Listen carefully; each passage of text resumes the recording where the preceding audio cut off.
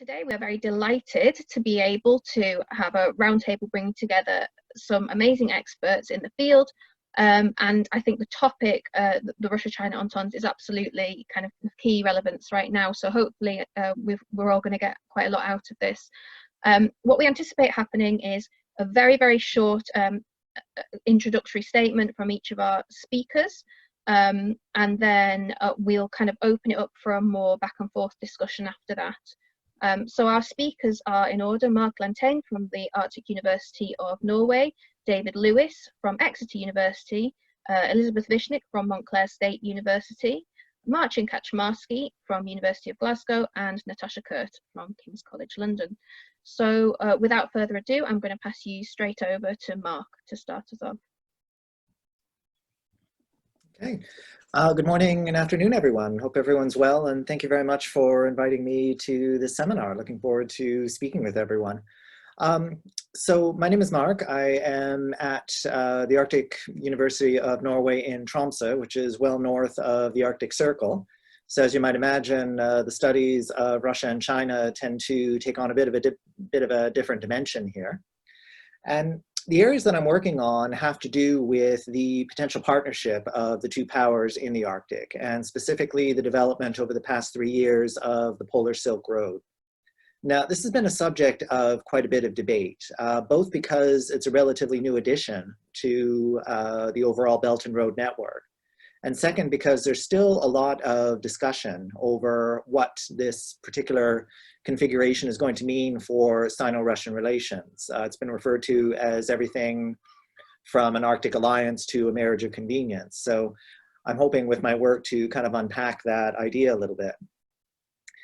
Part of the issue, though, is looking at the Polar Silk Road is the question of what exactly has been accomplished versus what has been planned. We've seen certainly examples of energy cooperation in the Russian Arctic, specifically the Yamal liquefied natural gas project. But other areas such as infrastructure, such as the potential for increased shipping, a lot of that is still on the paper napkin stage. And there's a considerable amount of difference between kind of the Nordic Arctic region and capitals further south as to how viable some of these projects are. Another area that we've seen, though, of increasing interest is a great deal of cooperation in scientific endeavors, actual and planned, between Russia and China. This has included everything from joint studies on climate change, navigation, and so forth. And this is part of interest in opening up the Russian Arctic region to greater maritime traffic, both for shipping and for various civilian use. The underlying theme, though, is, are we talking about a serious kind of shift towards greater regional cooperation? Bearing in mind that China is not an Arctic state, it has no Arctic geography. And Russia, I would say, along with Canada, has traditionally been the most concerned about Arctic sovereignty. So then you get the idea of trust. To what degree is Russia willing to allow China to invest in the Russian Arctic, to participate in Russian Arctic projects? In keeping with the fact that obviously the Russian Arctic is extremely important to Moscow's views on sovereignty as well as economic development, and that is definitely the case post-2014. There was even a comment by a senior Russian Arctic Council official who said very specifically that Russia is not in a position to delegate Arctic affairs to non-Arctic states. So I would say that the question of a partnership should have a few caveats attached to it. Finally, in the case of how this form of cooperation is being looked at by the United States, well, since the beginning of 2019, we've seen a considerable shift in the views of the Trump government towards pretty much a hands-off approach to the Arctic, to framing the region as an arena of Sino-Russian cooperation and potential challenge to the quote-unquote rules-based order of the Arctic. And that's a whole other paragraph there, but I can get back to that later on. So now we're seeing a lot of discussion about whether this kind of partnership between China and Russia is representing a security threat to the Arctic region. The US has promised to respond. There's talk about icebreakers. There's talk about new forms of cooperation. But what exactly are we seeing here? Are we talking about an actual challenge to the rules-based order, or are we dealing with a kind of return to the bad old days of great power competition? Last point I want to make, though, is when looking at this, it's very important to distinguish the views of, shall we say, those in the Arctic itself versus capitals of Arctic states. Like in Norway, as in other parts of the Arctic, there's a considerable north-south split over what Russia and China represent in the Arctic. You would go to Oslo and you would hear quite a bit of very strong concerns about debt traps, about security challenges.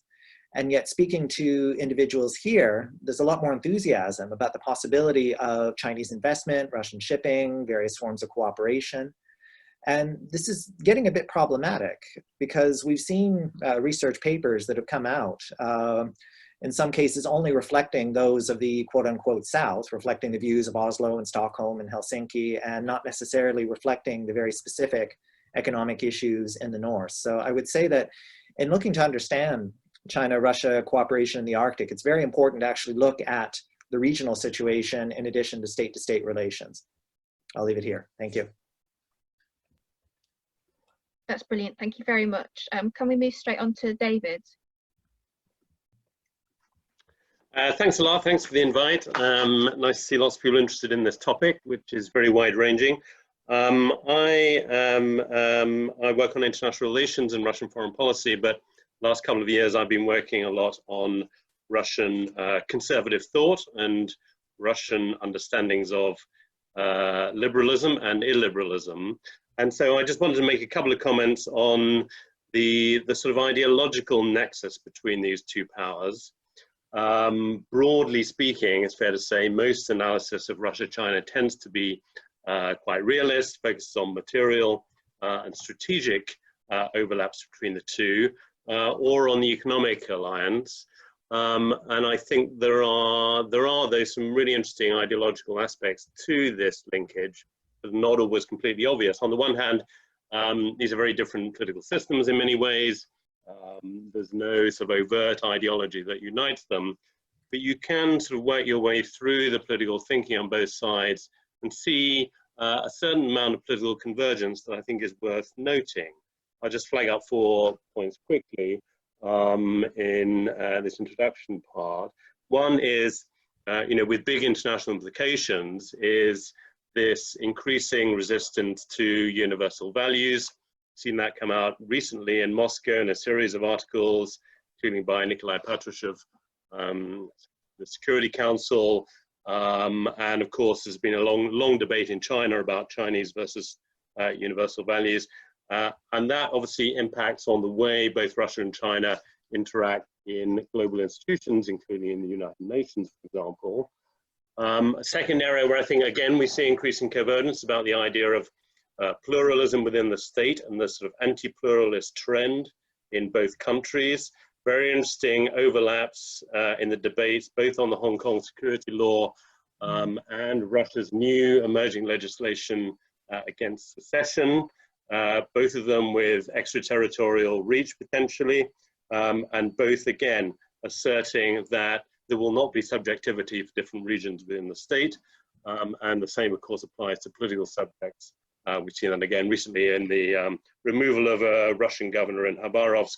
There is no space within this political system for any kind of individual political force that is independent of the Kremlin pyramid. And I think thirdly, again, interesting convergences between the two. We've just had a referendum in Russia on 1st of July, which extends Vladimir Putin's rule potentially until 2036, at least takes off limits on his longevity in office. And of course, back in 2018, we also had a constitutional amendment in China, which removed term limits from Xi Jinping. And this idea of the single sovereign power as a single sovereign leader, I think has become fundamental to both systems. And one, of course, that we see in a number of other political systems around the world. Again, these are not explicit codified ideologies, but they're political principles that I think bring the two sides together to a certain extent. And then in terms of global order, again, there's lots of differences between the two on perhaps how they see international order developing and their attitudes to the existing status quo order. But I think we do see an important overlap in their understanding of great powers and spatial politics, right? This understanding that great powers have spheres of influence and are entitled to enforce them. Here, of course, on the one hand, we have a confluence of principles. Russia understands that China wants to dominate the Western Pacific. China understands that Russia wants to dominate Eurasia. But here we also see a number of important differences. These spheres of influence for Russia and China both overlap. Talked about the Arctic already. Central Asia, just the other day, we saw a new meeting of China, 5+1 meeting with China and the 5 Central Asian states. A shift away, you might say, from the Shanghai Cooperation Organization ideal of regional engagement, in which Russia is always part of the equation. That will be seen with some concern in Moscow, I think. So in each of these areas, during the COVID crisis, we've seen Chinese aid going into the Caucasus and Central Asia in much greater volumes and with greater speed than Russia. So in each of these areas, there are overlaps and differences. I think the whole point of this relationship is to develop the rules and mechanisms that make it possible for both sides to manage this relationship around their respective spheres of influence. And a lot of the thinking in Moscow is exactly about that. So these ideas around Greater Eurasia are really about finding a mechanism for managing the relationship between Russia and China in this Greater Eurasian space, right? And finding both informal and formal rules whereby they can interact and delineate different spheres of influence and different domains of influence. So I'll leave it there, but I think that it's interesting perhaps to think about to what extent do these shared values make this alliance stronger? On the one hand, of course, they do. They also make it a much more ideological entente in some ways, and that may not be beneficial in the longer term for Russia and China. May move them away from the realpolitik and make it more of an anti-US and anti-Western entente with the obvious consequences and potential bipolarity that may emerge from that. I'll leave it at that. Brilliant. Thank you very much, David. I'm going to pass straight over again now to Elizabeth. Good morning, everyone. It's a pleasure to have a chance to talk to VISA members. I don't usually have an opportunity to attend this conference, so I'm very pleased to participate, even very early in the morning. So I'm going to build on some of the points that were just said by David and by Marc. And I'd like to begin with the point that, to my mind, I see a consolidation of the Sino-Russian partnership based on some of the normative ideas that David just mentioned, particularly a shared attachment to authoritarian governance domestically and globally. I would not call this an alliance. I think both sides have equivocated to some degree about that. More on the Russian side, we have some contradictory statements from Putin himself and other leaders. China has been less inclined to discuss an alliance, at least officially, although there are some academic voices in China that have proposed that. But generally, we see an upgrading of the partnership that has preceded some of the troubles in US-China relations and in US-Russia relations. The partnership is now called a strategic partnership of coordination to emphasize the parallels in their activity. We see the completion in the end of December of the Power of Siberia gas pipeline and of some long-awaited rail and automobile connections between the Russian Far East and the Chinese Northeast. And on the military side, we've seen a greater interaction in new ways, joint bomber patrols by Chinese and Russian forces in the East China Sea, Russia announcing it would help China with missile launch detection. We do see a deepening of this partnership, and some, like Gabuyev, have argued that COVID will only increase Russia's dependence on China economically as the oil market weakens in response. But that's only one part of the picture, and I'm currently working on a book on resources in China's approach to Eurasia, looking at security and identity dilemmas that emerge as a result of these resource projects in the framework of the Belt and Road. And I also work the Arctic Polar Silk Road that Marc mentioned into this analysis. And so what I see is a kind of puzzle between the parallels and the consolidation on the global and domestic levels, and the still rather anemic relationship on the regional level in terms of borders. And I think part of it has to do with a different way that China and Russia see borders, with China looking at borders more broadly as a kind of frontier zone for cooperation, and Russia seeing borders in terms of a fixed line. And I think they also have different understandings of regional identities, and this affects the way they conceive of Eurasia and also the Arctic. And I think this creates some impediments to their relations. And there are a few puzzling things that have happened lately. One thing, the India-China border clashes, where Russia says nothing publicly, and in fact accelerates deliveries of missile defense systems to India, the S-400 system, which China also has. But there was some commentary in the Chinese press criticizing this move. On the Chinese side, there was a little brouhaha in the social media on Chinese Weibo about the anniversary of the founding of Vladivostok in 1860, which some Chinese, including some diplomats, criticized because that territory used to be Chinese, and this led the Russian embassy in China to take down the very bland statement celebrating the anniversary. And the other puzzling thing is that COVID doesn't really affect regional ties very much between Russia and China. Why not? You would think they have a very long border, there should be a greater impact. But actually, Russia's cases come from Europe, not from China. The border between Russia and China is closed on January 31st.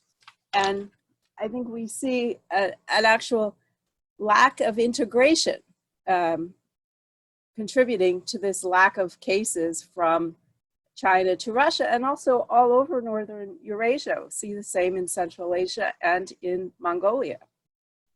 And I think this reflects the failure of regional cooperation. The 2009-18 program is abandoned, 1 quarter completed.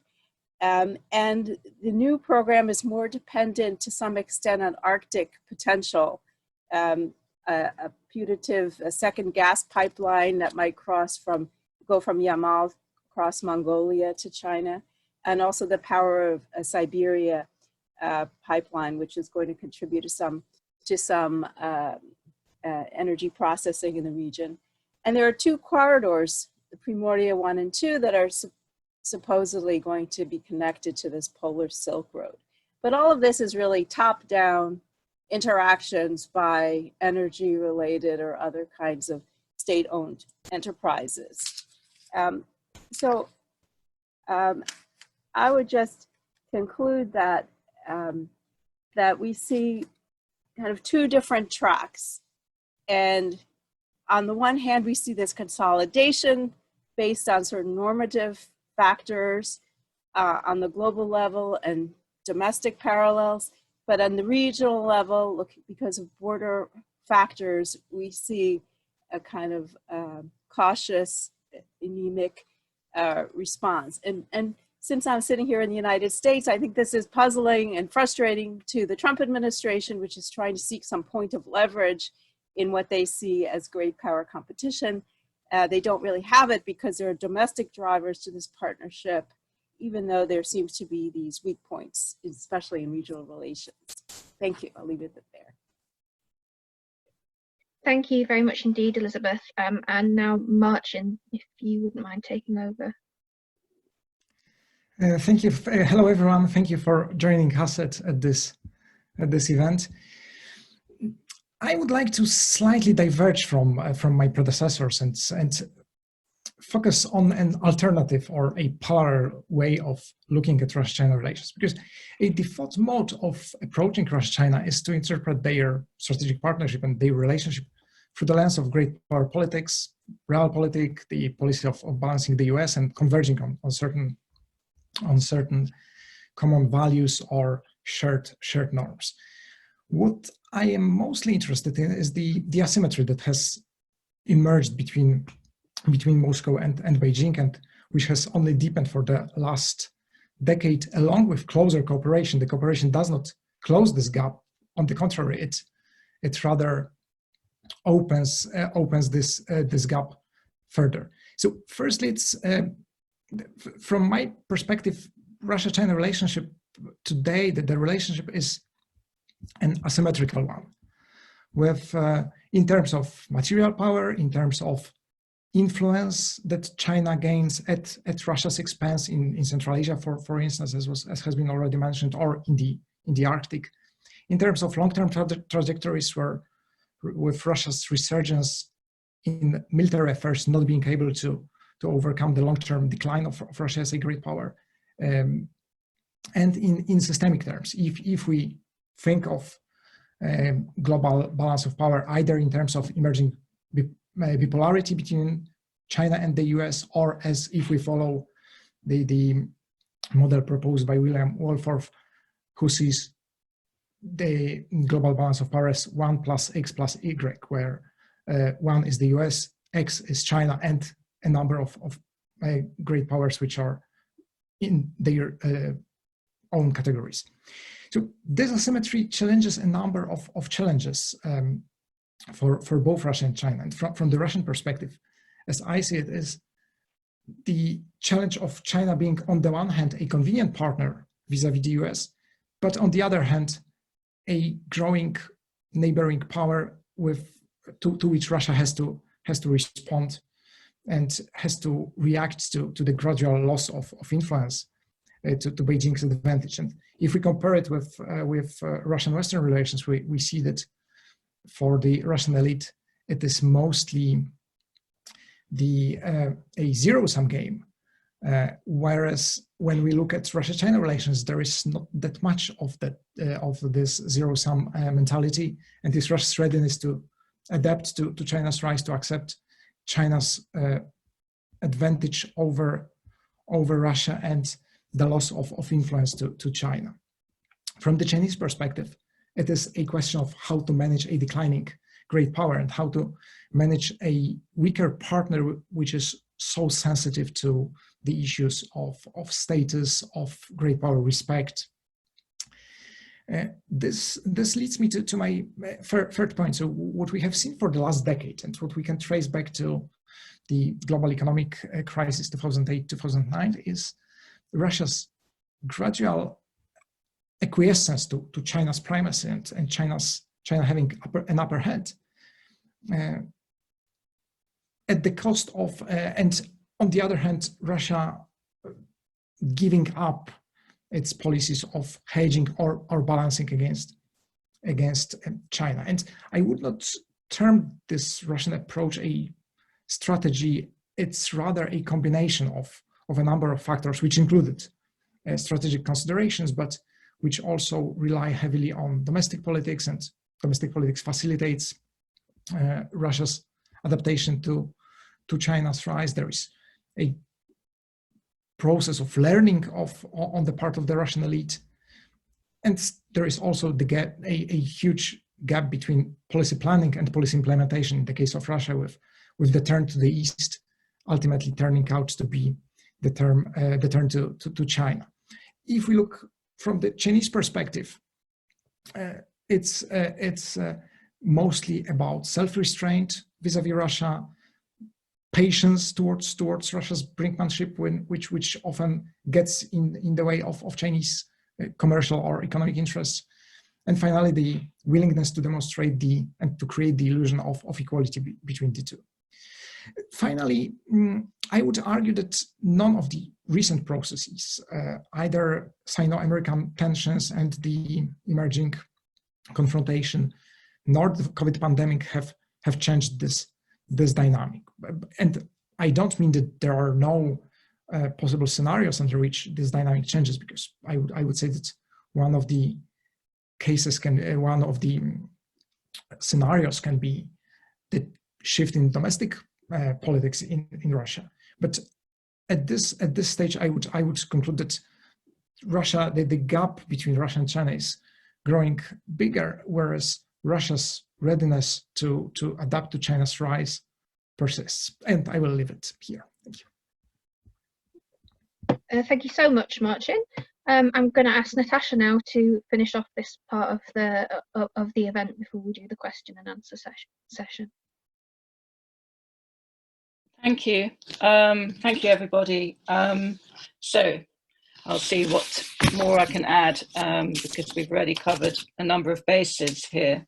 I think as the topic of the panel is the Sino-Russian entente, I'll say a little bit about what that actually might mean in practice. And, you know, I think it's very difficult, as various people have already said, to actually pin down this partnership. And I think in a way that is quite deliberate on the part of Russia and China. You know, 1997, they said there is a partnership aimed at strategic cooperation in the 21st century. And, you know, every few years they kind of sort of slightly changed the definition of this partnership. And so I think they're very deliberately not trying to present this as an alliance. You know, we had the Treaty of Friendship and Good Neighbourliness in 2001, and then I think Liz talked about the current conceptualization of it, which again is you know not really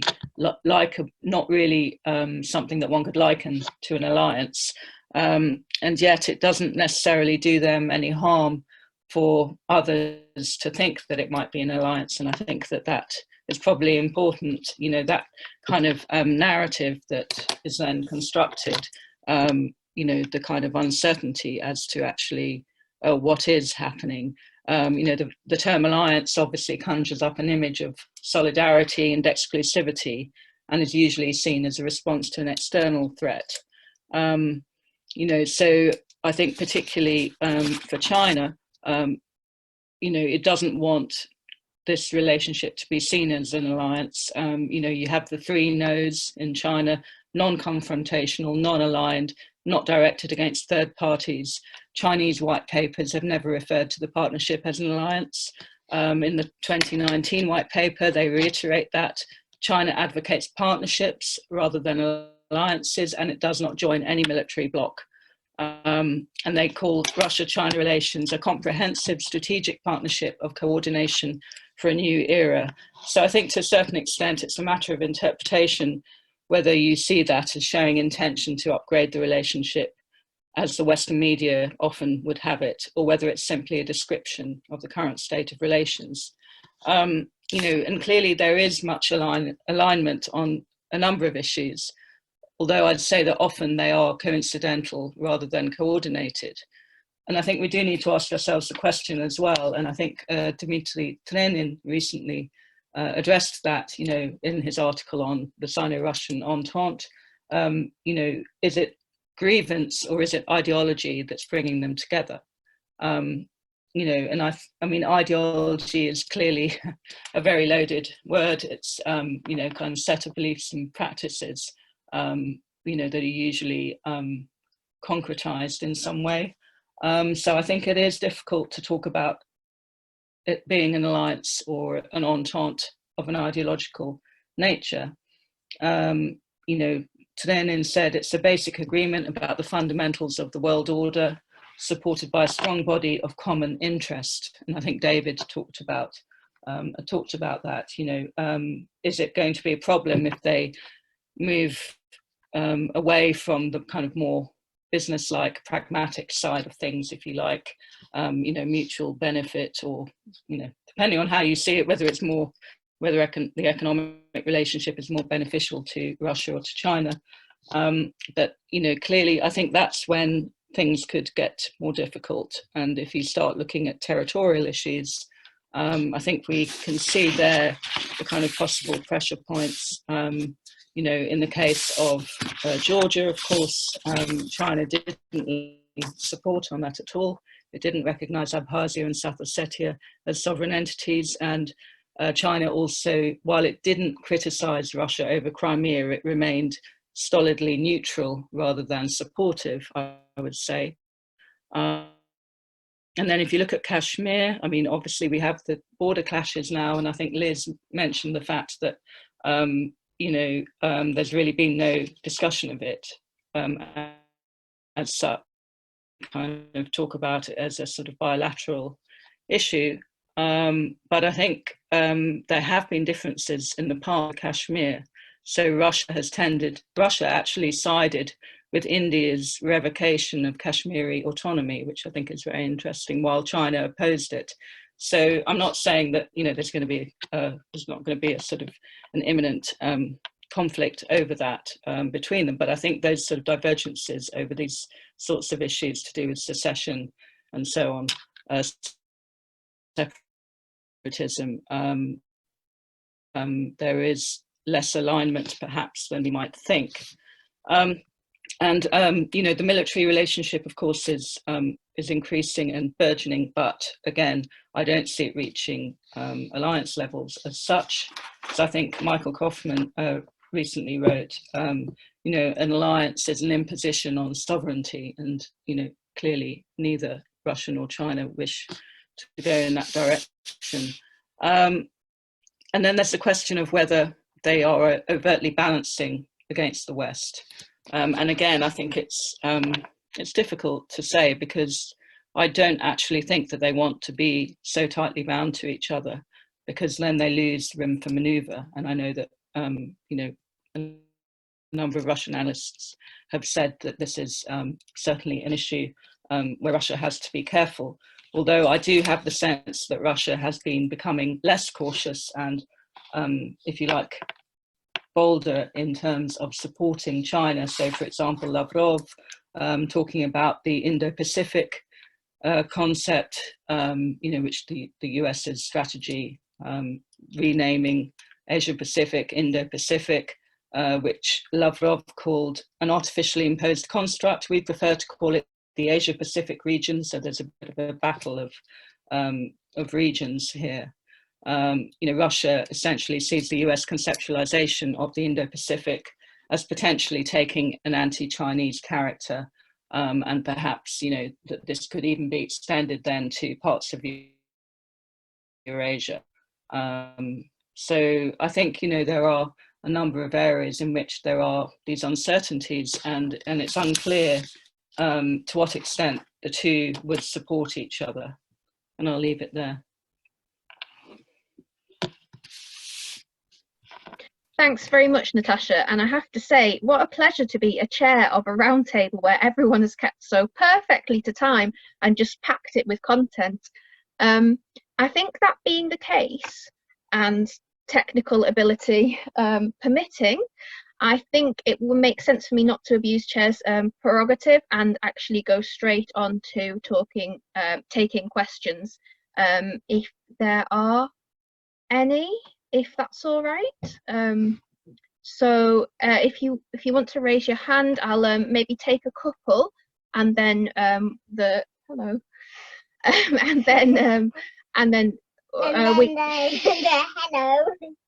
and then we can take the responses from the panel. So if we'll take Zach Pakin first, and Any more?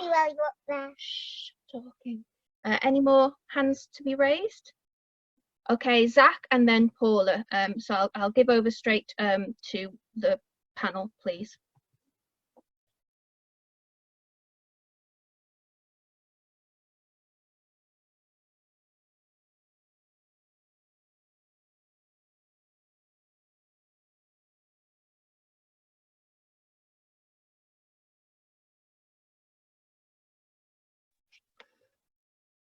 Zach, do you want to write in the chat, or do you want to come onto audio?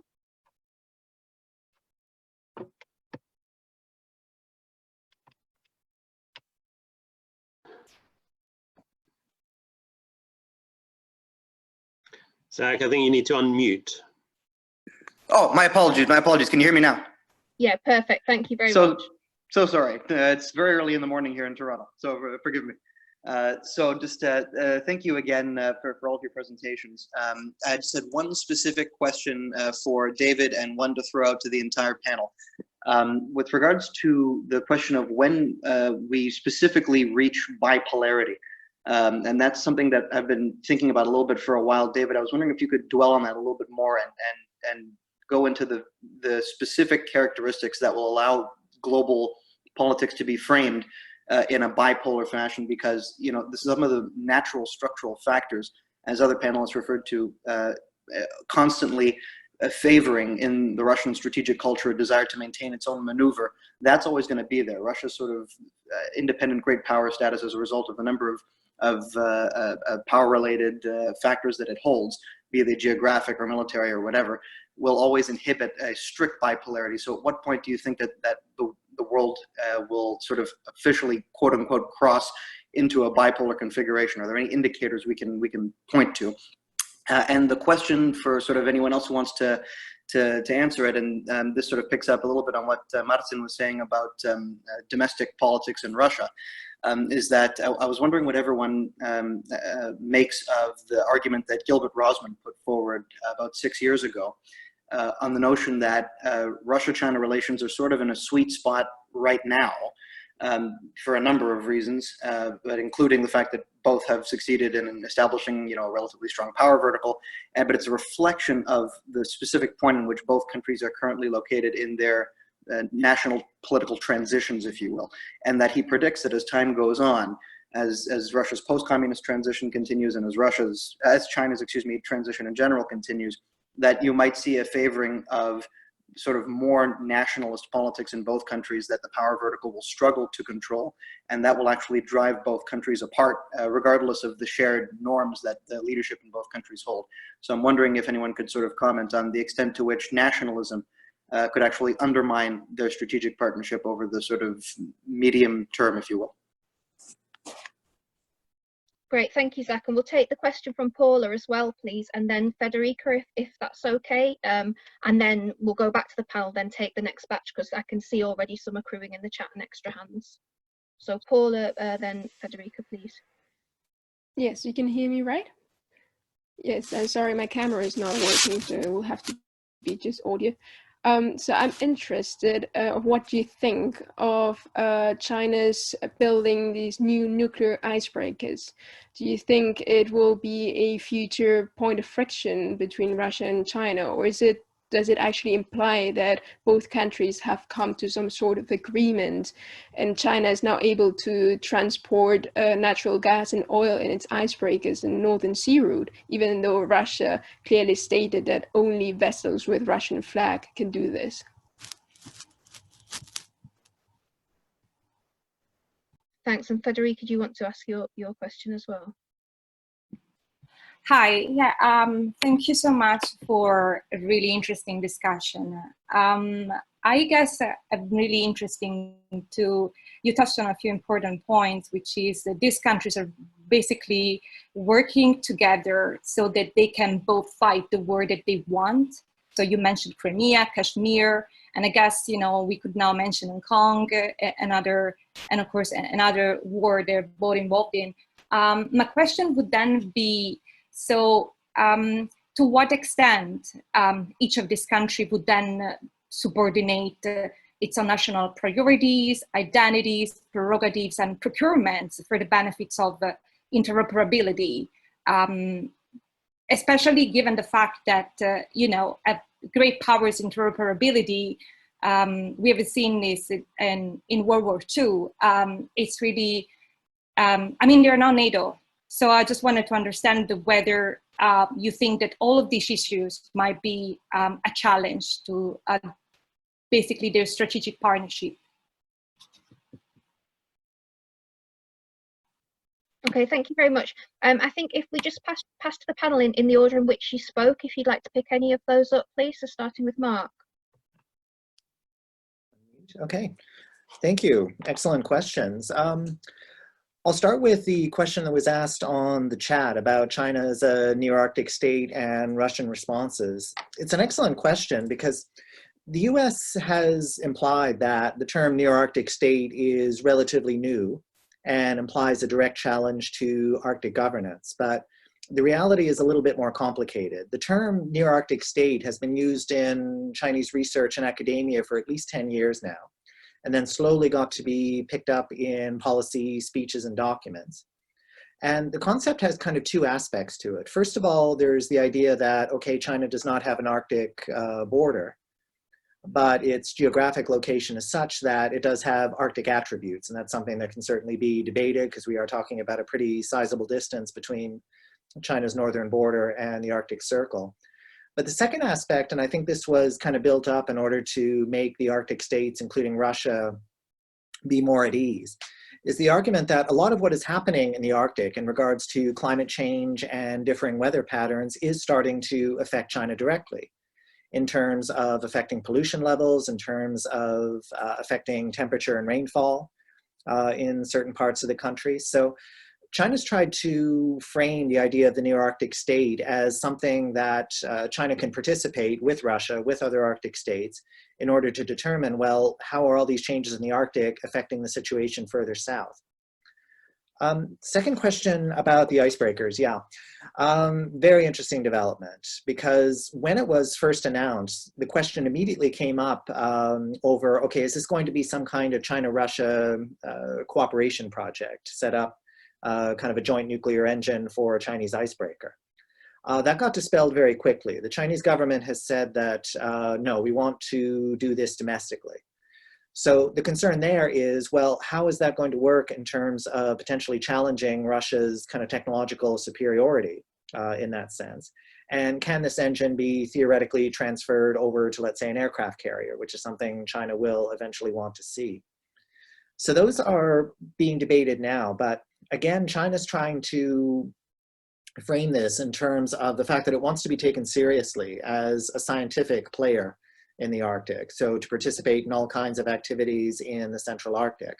So the question here will be, if we do actually see development of a nuclear icebreaker on China's part, what will be Russia's acceptance, and will Russia buy the idea that, okay, this is primarily for civilian use, especially if there are plans to develop a military application for this engine? Okay, I'll leave it here. Okay, thanks, Marc. David, do you want to comment on any of those? Yeah, thanks. Great questions. Obviously, bipolarity and world order. I mean, there's a couple of books to be written on that, right? But I mean, the obvious dynamic here is U.S.-China relations. Right? So, increasing tension between U.S.-China squeezes everybody. We can see this in the small example of Huawei, for example. You choose one or the other, and Russia's aim is to avoid being squeezed by this confrontation between Washington and Beijing. It's not in Russia's interest to have a G2. They want to see a G3 at least, in which they're a major player. And so you can see various ways of thinking about that in Moscow, none of which I think have quite come to fruition yet. You've got the ideas that are going around. Dmitry Trenon's already been mentioned, a very articulate representative of this view that Russia needs to balance really its relations in Asia with India, Japan, and so on and so forth. And you see some signs of that. For example, trying to get India to invest in the Arctic, for example, and mentioned already was Russia's silence on the China-India conflict. It doesn't want to get involved in picking sides on that. And I think you can see, you know, little indications. I mean, we're into Kremlinology here, but if you like that kind of thing, it's worth reading the different readouts of recent calls between Putin and Xi, or a foreign minister level. They're very different in Moscow and Beijing. In Moscow, they're very the opposite actually of how they used to be, I think. It used to be Russia was very belligerent and anti-Western in these kind of calls, and now we're seeing the opposite. China's coming out with very strong statements on these calls, very strong anti-US rhetoric. Russia is delivering very calm considerations, saying they talked about economic affairs and so on and so forth. So a really different take on the relationship, and you can see Russia there trying to just keep some distance from the US-China confrontation as far as it can. You know, recent Xi-Putin call, for example, China said that Putin approved China's actions in Hong Kong. That's not there on the Kremlin website, right? So these are very small details that suggest that Russia is trying to calibrate quite carefully, but I think it's very difficult for the reasons that were mentioned already on asymmetry. The economic shift is pretty obvious, and just, you know, highlight two things. One obviously is technology. Will Russia end up in the Huawei bloc or the non-Huawei bloc, right?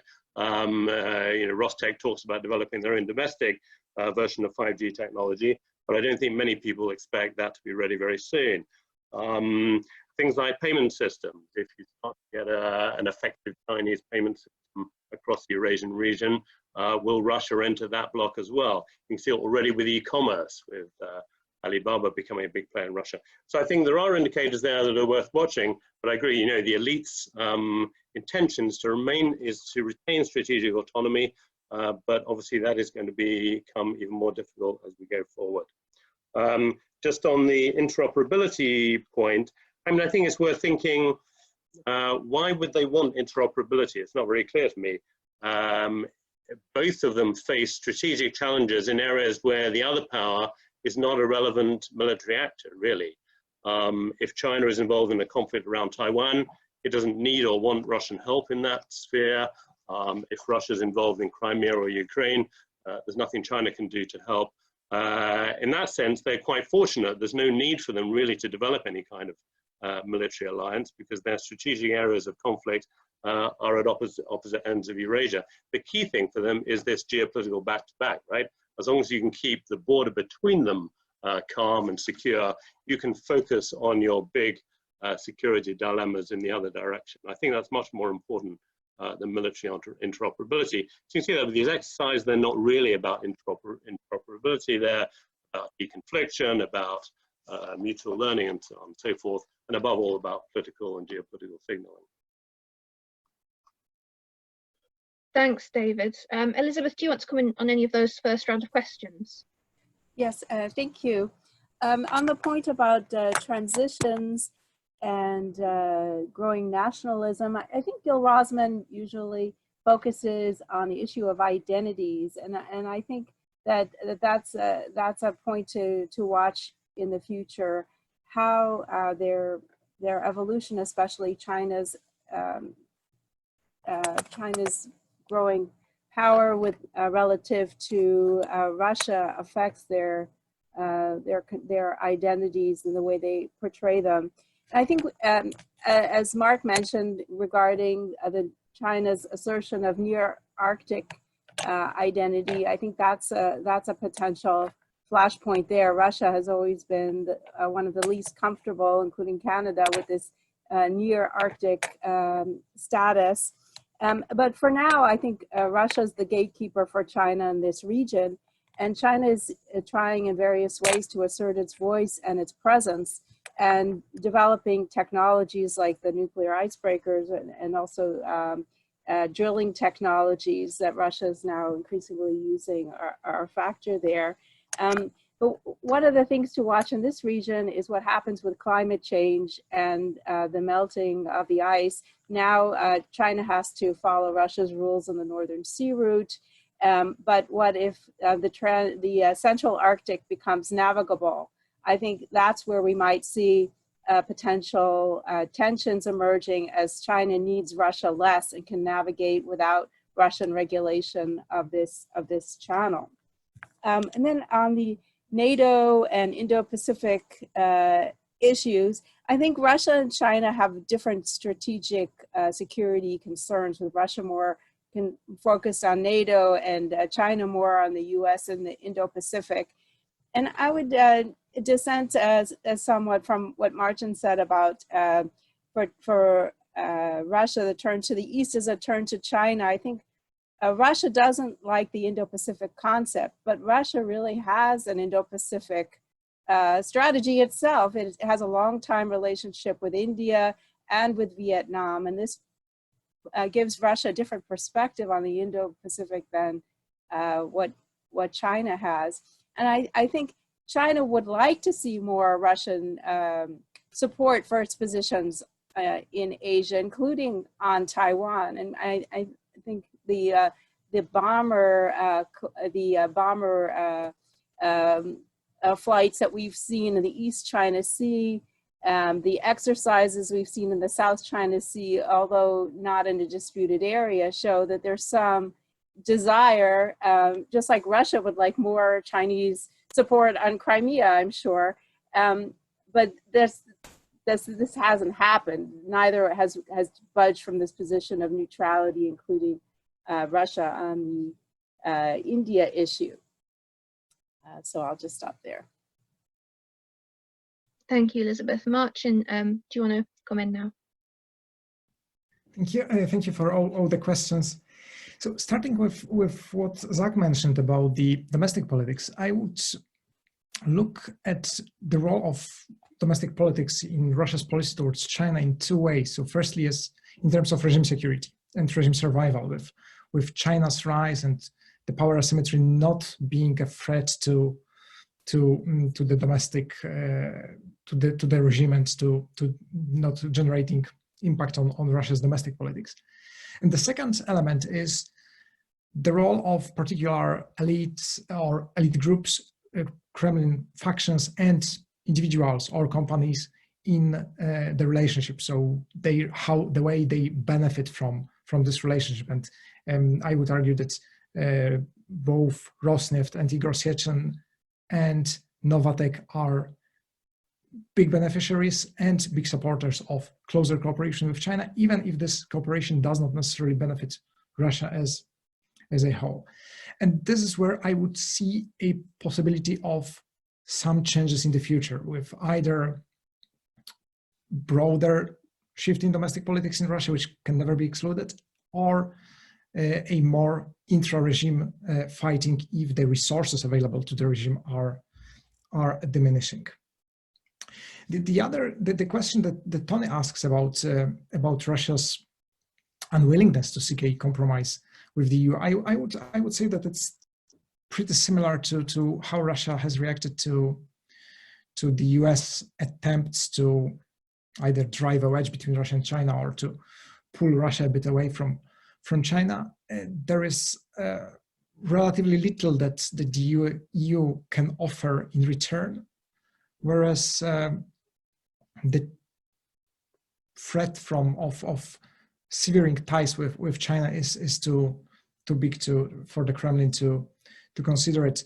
And if we look at the European Union side, it's apart from some general idea of pulling Russia a bit away from China, there are no concrete suggestions or ideas how actually to do it. So I will stop here. Thanks, Marcin. So Natasha, if you'd like to comment on any of those as well. You're muted, Natasha.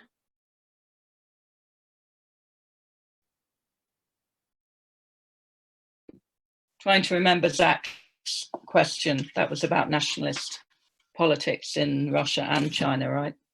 And the extent to which that could undermine the partnership. Is that right? Yeah, I mean, I think within Russia, there's been a lot of concern for quite a long time about this kind of more nationalist trajectory and nationalist rhetoric that we've seen in China, you know, to the extent that, you know, the Chinese leadership periodically will kind of whip up the population, you know, into a kind of nationalist sort of fervor for reasons.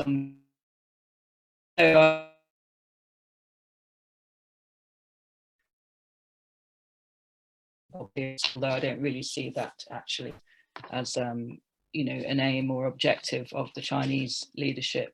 But I think that you know, nationalism in each of those countries obviously you know, could put, especially in Russia, could put a halt to cooperation with China, and that ties in, I think, to the question in the chat on the differences within Russia between different domestic voices regarding the relationship with China. And I think if you look back, going back to even to Gorbachev, you know, when he made his Vladivostok speech and the sort of beginnings in a way of the rapprochement with China and border demarcation, etc., you can see that over the years, you know, a number of people tried to make political capital out of the growing partnership with China, you know, in the sense of, you know, sort of appealing to the people. You know, again, that comes back to the question about nationalism, you know, and suggesting that,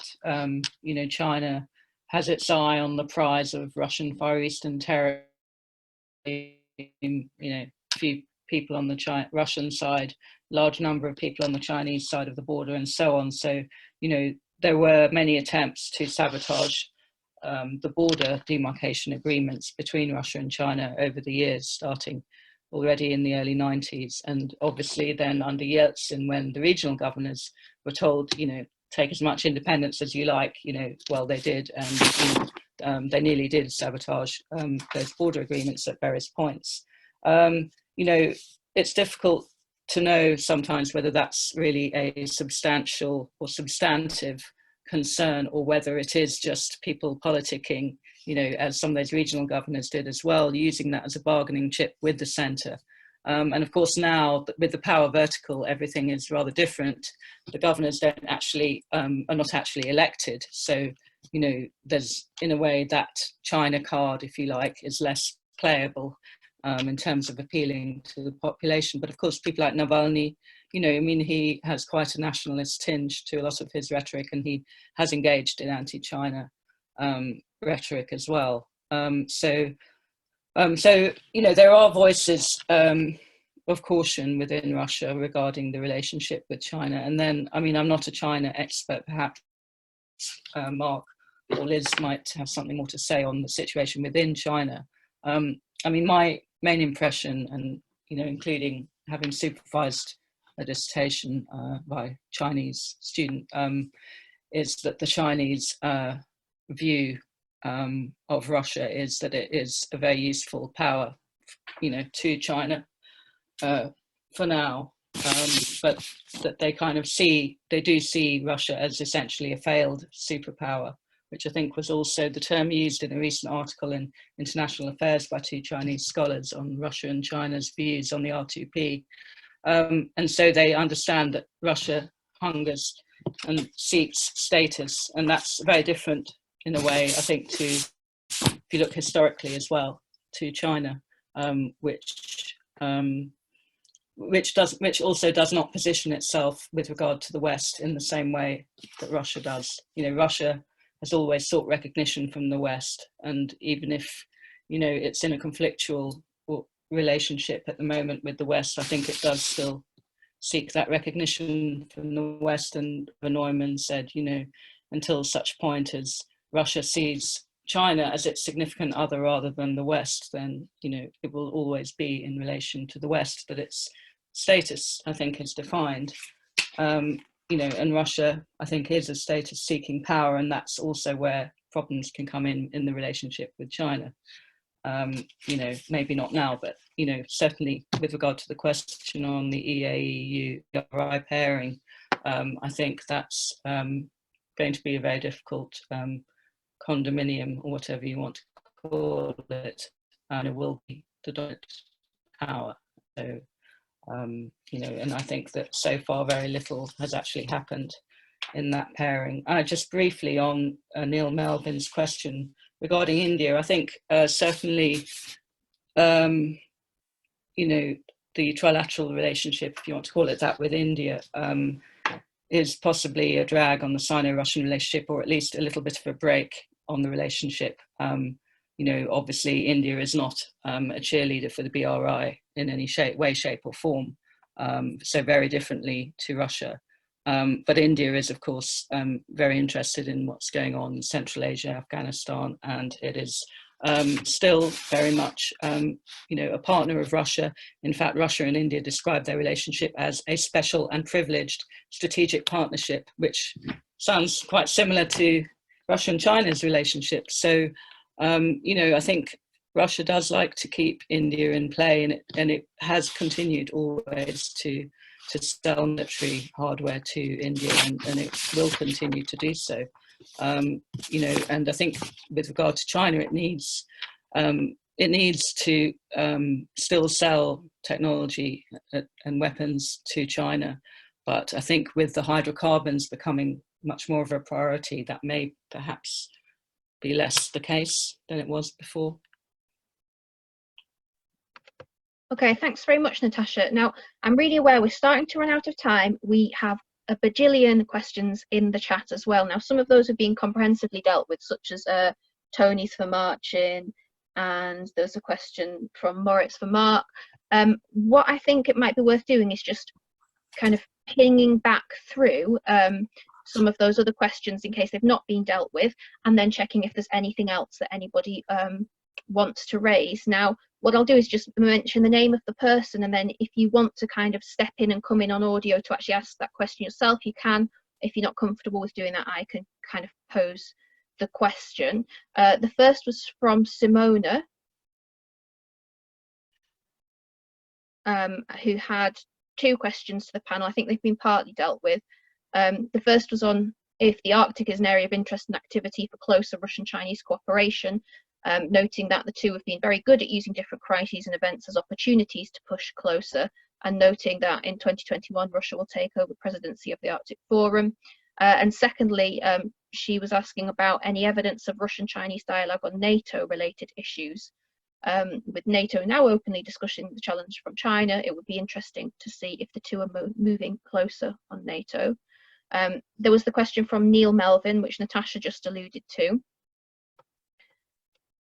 This was on the issue of India and whether or not we're talking about a triangular relationship, in which the Russia-India relationship is and will continue to act as a substantial drag on the closer Sino-Russian relationship. There's a question from Francesco to all panelists, and again, I think this might have been partly dealt with as well. So how do you look at Russian domestic discussion about how to handle its relationship with China, and whether or not you see any clear distinction about those positive to a closer relationship with Beijing and others acting more conservative about that. Finally, the question from Maria about the prospects of a Eurasian Union BRI pairing, and whether or not or how the pandemic might change the dynamic of their cohabitation in Central Asia. So I'm going to kind of leave those parked there for the next round of questions, and also ask, do any more of the attendees want to raise their hands to ask any additional questions at this point, or do any of the speakers want to raise their hands to pose questions of the other speakers?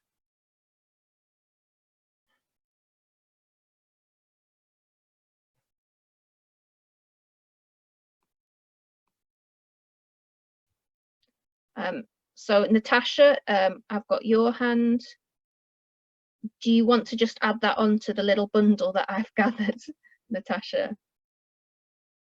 Okay, shall I put it in the chat? Is that easier? You might as well just raise it, and then we'll go back through.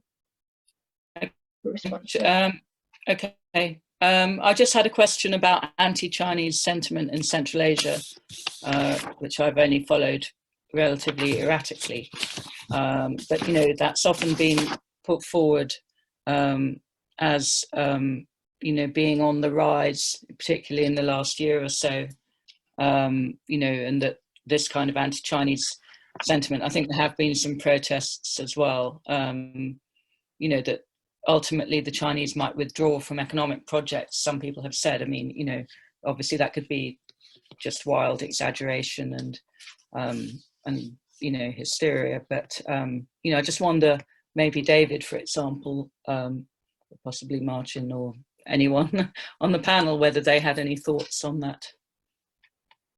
Thanks, Natasha. And I'll just check, is there anybody else who'd like to raise their hand for a question in this round? I can't see anything coming up, so this is where I am going to use the chair's prerogative. One thing I wanted to ask, and maybe this is a bit mean, but we'll just see if anybody wants to take the bait, is does anyone have any kind of wildcard predictions for something we should be looking out for in the near future? And I think instead of going in order of the order of speakers as we did last time, I think if we can kind of go backwards through the order of speakers. So Natasha, if you want to pick up anything that wasn't in, you know, that wasn't your own question, and then we'll go back through that way, if that's okay.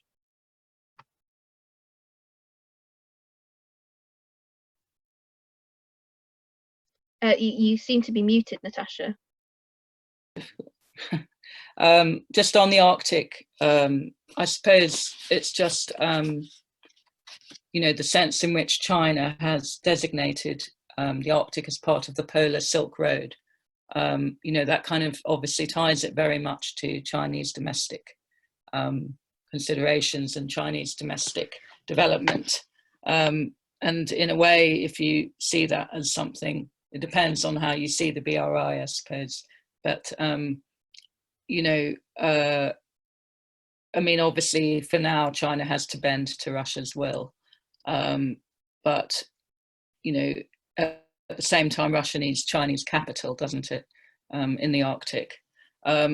So, you know, so it's interesting that there you do, in a way, see maybe a certain amount of cooperation, but in a different way to Central Asia, because Russia is, you know, clearly the power there in a way that it isn't in Central Asia. So I think that the Arctic really is, you know, a key region, I think, also for China to realise its sort of BRI, you know, to kind of test its BRI project and, you know, to test the kind of strategic resilience, I guess, and strategic viability of its own project in terms of its kind of broader strategy, you know, to become a global power.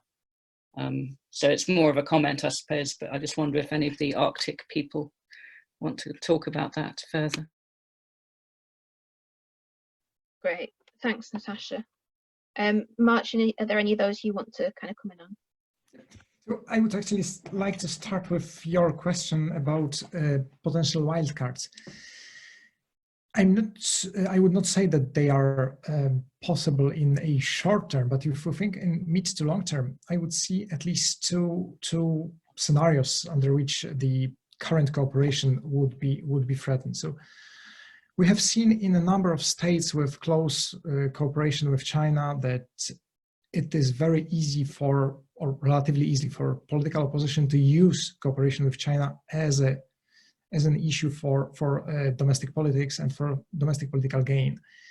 So I would not be surprised that if we look at either Malaysia or Sri Lanka or even European states, it's possible to imagine the Russian political opposition both related to Navalny, which emphasizes the corrupt nature of Russia's cooperation with China, and nationalist sentiments coming together and using cooperation with China as a domestic political tool, which in turn could force the Kremlin to adopt the cooperation and to change the narrative. The other would be the question that I would also ask, and I would be eager to hear what Marc and Liz think of it, is to what when China could lose patience with Russia, because we have seen on the one hand a lot of China paying respect to Russia's great power status, but at the same time we see that China, the kind of wolf warrior diplomacy is becoming more and more on the rise in China. And the question is when Russia stops being an exception, which is not subject to China's policy. And the other question that I would like to address is the one concerning both Maria's and Natasha's, to some extent jointly, and on Central Asia. I would see the whole pairing of the Eurasian Economic Union with the BRI as a almost completely PR exercise, with China using it specifically to create the illusion of equality, to create the illusion of equal cooperation. But whereas Chinese project, as vague as it is, has a specific material underpinning, it is not the case of the Greater Eurasian Partnership, and the very implementation of the Eurasian Economic Union still faces a number of obstacles. So I would say that as long as China maintains this illusion, there are no credible threats to cohabitation in Central Asia. Thanks, Marcin. Liz, do you want to come in?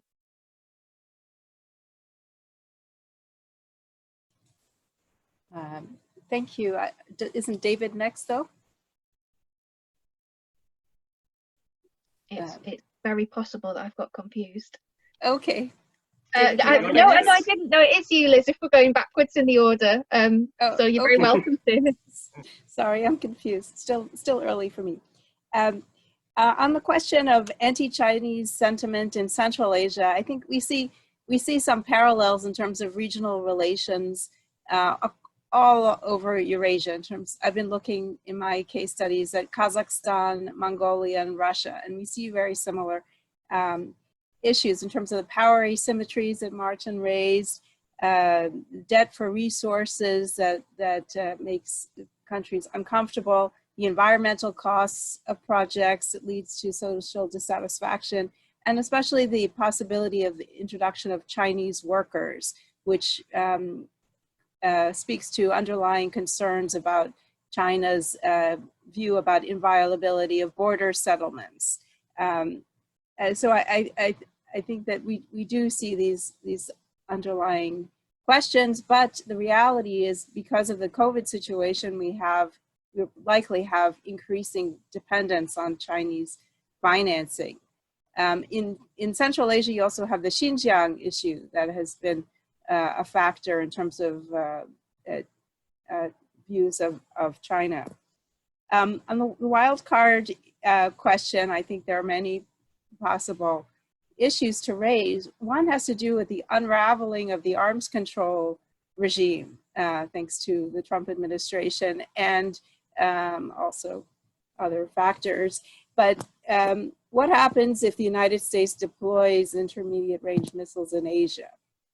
So what does China do? Does China start deploying more missiles? And then what does Russia do? And where are these missiles deployed in China? So I think that's a whole interesting scenario to think about.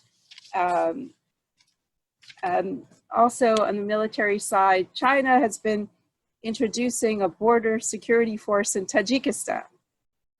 What if this becomes more of a base? Is Russia going to accept a Chinese military base in Central Asia? Because that would disrupt their unofficial division of labor, with Russia providing the security and China the economic goods. What would happen?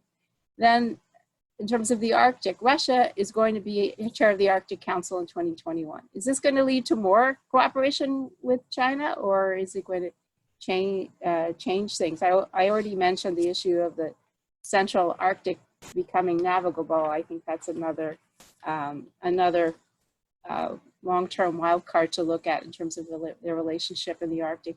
And finally, to answer Natasha's question about, or was it Marcin's question about, will China lose patience with Russia eventually? I think one issue to look at is generational change in China and how this will affect the relationship with Russia. Because my sense, after having spent a number of months there last year is that the younger generation of Russia experts has a different view than the older generation, which tends to be have more of a stake in this partnership. The younger generations tend to be less patient. And so as time moves forward, if Xi Jinping is ever not the top leader of China, and a new generation moves in, then we might see a different attitude towards Russia. Thanks very much, Liz. David, do you want to come in briefly? Yeah, thanks. Really great questions. I'll just pick a couple of them. On India, yeah, I think that is a really important point. It's a triangle to a certain extent, but you know, it depends what you think drives Russian foreign policy, right? If you think that it's really about responding to US hegemony in the most effective way, then India is not a particularly reliable partner, right? It's warming up its relations with Washington, it's buying more arms from the US. If you think it's about economic relations and trade, again, India-Russian trade, and it must be about $10 billion a year. It's 110 billion, right, with China. It's not a big economic partner for Russia. So India's utility to Russia is primarily as a kind of geopolitical player, which is not negligible, but I think in most cases, obviously the China relationship has been more important and will continue to be so. You know, you can see that also with Russia's warming relations with Pakistan. Russia's engagement on Afghanistan tends to work with Pakistan and China rather than with India and so on and so forth. So on various issues, you can see a shift in the geopolitics there, even though, of course, Moscow from time to time certainly does try to revive that relationship with Delhi. I think very important, several of these questions have touched on domestic debates in Moscow, and I think this is really something we need to know a bit more about it. Marcin touched on it earlier on, but I think there are obviously different positions here. Tony asked a question about whether Russia was just sort of acquiescing in relations with China, and so the sort of Macron initiative doesn't work. I think the point is the different groups here, right? So I don't think I don't think that there is a strong sort of shift to make up with Europe and make great concessions on issues like Ukraine. And I think we need to separate out, you know, not everything is about Russia-China, right? So, you know, the Ukrainian conflict has its own logic, which is completely independent, right, of Russia-China relations. And so with so many other things, we can't look at everything through this lens. But I think you can see different groups emerging. You can definitely see a kind of pro-Chinese party tends to be more security-oriented and sees the main threat to Russia as regime change instigated by the US, right? And if that is your main driver of thinking, then obviously a close partnership with China is absolutely critical. If you're concerned about, you know, much more realpolitik approach, then you'll go for that kind of Dmitry Trenin rather lonely strategic autonomy position in which you balance China with Europe, India, Japan, and so on and so forth. So I think those are two reasonably distinct positions that you can see emerging and that are both present to a certain extent in Putin's policy. But at the moment, the balance is very much on the China side. But that could easily change, I think, as the balance of power changes in Moscow. And that goes to Central Asia as one of the areas where you see this balance being affected and where Russia will also use things like anti-Chinese sentiment among the population in Central Asia as a kind of ballast against Chinese expansion. It's not going to necessarily deliberately encourage that, but it knows that there's a limit to the extent to which Kazakhstan, Uzbekistan, Kyrgyzstan are able to absorb Chinese capital and Chinese influence. And then you come to Maria's question about, you know, BRI and Eurasian Economic Union. I mean, I wouldn't say this is just PR in a way. It's Russia's attempt to introduce some form of structural power in Central Asia, right? Where Russia now effectively decides what tariffs go in on the Kyrgyz-Chinese border. I mean, I think this is a mechanism of influence for Russia. And again, another way in which Russia tries to manage this relationship in these competing spheres of influence. It's not ideal. And one of the problems, of course, is that countries like Kazakhstan are not very happy with the way the Eurasian Economic Union works. But nevertheless, if you can imagine what life might be like without it, and if you had a Chinese free trade area throughout Central Asia, at Russia's expense, things would look rather different. So I think, all these are ways in which the two sides balance each other. But I agree, the wild card is that China starts to lose patience. But this is a policy that is really designed by the two leaders. They're both very dominant in this relationship. And therefore, it seems to me that while these two leaders are in place, the same kind of logic and dynamic is going to remain there. So it's very much about domestic politics on both sides. Just a wild card, it's quite interesting to think about sort of counterfactuals. We think of Russia and China as sort of competing in lots of regions for influence, but is there a possibility of them working together in some way? With the US retreat from Afghanistan, from the wider Middle East, what would it take for Russia and China to cooperate more closely in Syria, in Afghanistan, in Libya, for example? At the moment, it seems very unlikely, but I think if they could find a way of working together in those sort of areas, it really change the dynamic in quite significant ways and make this a much more significant partnership outside the Eurasian region as well. Really interesting. Thanks very much, David. Marc, if you want to come in right now, and then I think after Marc, we'll see if we can scoop up super quickly the remaining couple of questions in our last bit of time. So we might not be able to, but Marc, over to you. Okay, thank you. I'll just make a quick point about the question of China-Russia cooperation in the Arctic. Last year at the Arctic Council ministerial meeting in Rovaniemi, there was to put it politely, controversial speech by US Secretary of State Mike Pompeo, which in addition to other points that were very hotly contested, he really went out of his way to delegitimize quite a bit of Russian and Chinese activities in the Arctic. And it was not very well received. Some of my colleagues in Norway use considerably stronger language, but I'll just leave it at that. But what this might wind up doing, and we already saw signs that after that speech took place, we did see an uptick, if you will, in discussions between Chinese and Russian representatives about deepening the Polar Silk Road, including issues such as joint exploration missions, joint scientific research studies, and potentially even some sort of increased competition under the aegis of the Polar Silk Road. And that I think should really be taken as a yellow light, maybe not necessarily a red light, that China, if there are attempts to kind of leverage China out of the Arctic, to remove China from the Arctic clubhouse, China's going to build its own clubhouse. And the question will be, what role might Russia play in that kind of alternative configuration? That said, and this goes to the subject of the wild card, another topic which is starting to resurface, and it's very uncomfortable in some policy quarters, especially in Russia and Canada, is the question of an Arctic treaty. Now, even though China tends to get pointed to as the country, the non-Arctic state that wants to kind of shake up the status quo, the UK, France, Germany, Japan, even Singapore have all started to put forward policies saying we have a specific role to play in the Arctic. And this has led to a kind of resurgence of discussion about whether an Arctic treaty in some format might actually appear. If that were to take place, we could see the very interesting problem of Russia and China being on opposite sides of this debate, especially considering Russia's own concerns about Arctic sovereignty and the idea that it's the Arctic states that should take the lead on governance. So this is not something which is going to appear right away, but I would tend to see this as kind of a slow motion situation, which could wind up being a wild card. Thanks. Well, thanks very much, Marc. I'm afraid we are pretty much completely out of time. There was one question from Hessam, and it depends if it's a super fast one. Maybe we could get rapid question, rapid response. Okay, thank you very much. I have a question and a short comment. My comment is about the anti-Semitism, particularly against China as Natasha said, in Central Asia, as well as in the Middle East.